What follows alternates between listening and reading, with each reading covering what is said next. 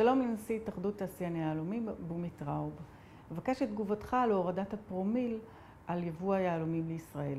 בכניסתי לתפקיד כנשיא התאחדות, אחד אבני הדרך ששמתי לפני עצמי, אחד מהם, לעשות הכל על מנת להגיע ולהשלים את העבודה שהתחלתי כמה שנים אחורנית. זה לקח יותר מ4 שנים, מלחמות, אי הסכמות.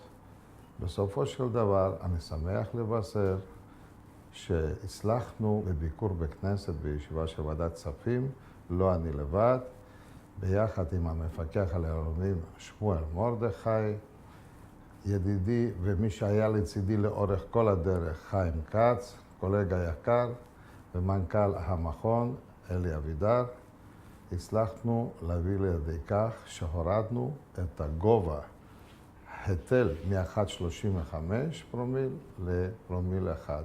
אני רואה בזה הצלחה חשובה, וגם כיושב ראש ועדת כספים של המכון לקחתי אחריות ולוקח אחריות שזה תהליך שהקופה מאפשרת לעשות את זה וצריך לעשות את זה. ואני מודה מאוד גם לקולגה היקר אלי טננבוים, שהוא גם היה אחד האלה שלא הפסיק לתמוך בי לאורך כל הדרך.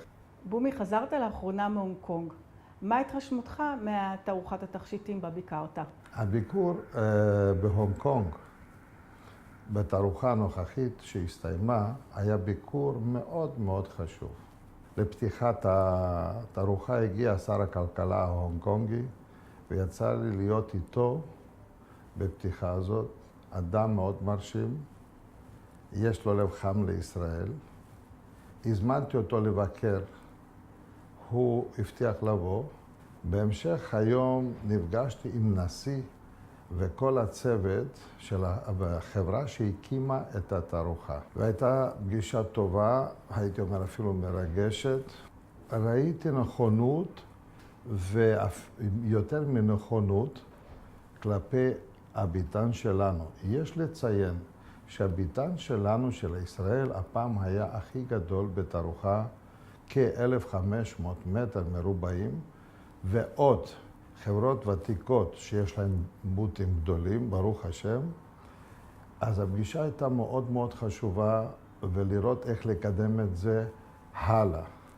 הייתי אומר, פשוט הרגשתי את העבודה שעשה שמה ניסים פלומו, יש לציין את העבודה, הסמנכ"ל של המכון היהלומים, וגלעד, המנהלת של היחידה שלנו בהונג קונג, עשו עבודה פשוט מצוינת, כי הרגשתי בפגישה כאילו אני בבית ואפילו יותר טוב.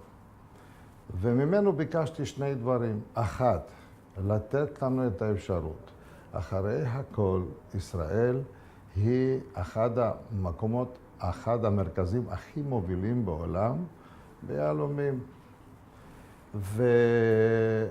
והמיקום הוא לא פחות חשוב לנו.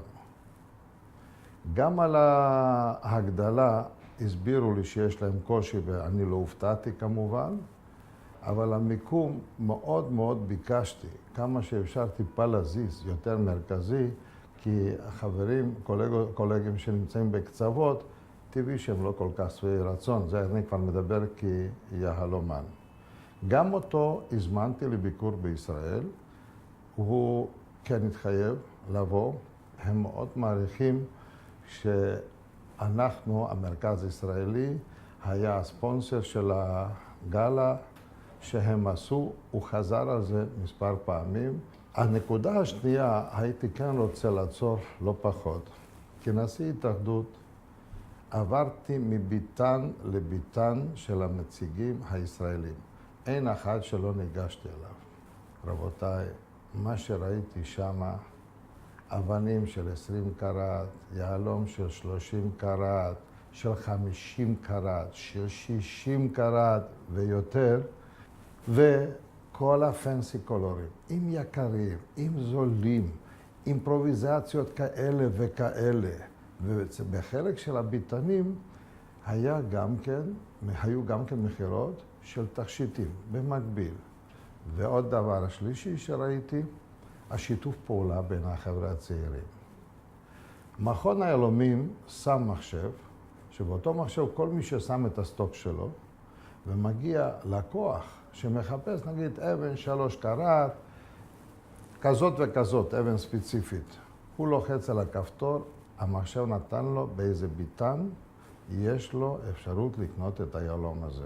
היה לי כמה רעיונות נוספים עם כל החוברות המובילות, כתבי העת של מזרח הרחוק, ואחת מהן שאלה, מה אתה אומר על 2014? אמרתי, תשמעי, אני יהודי מאמין.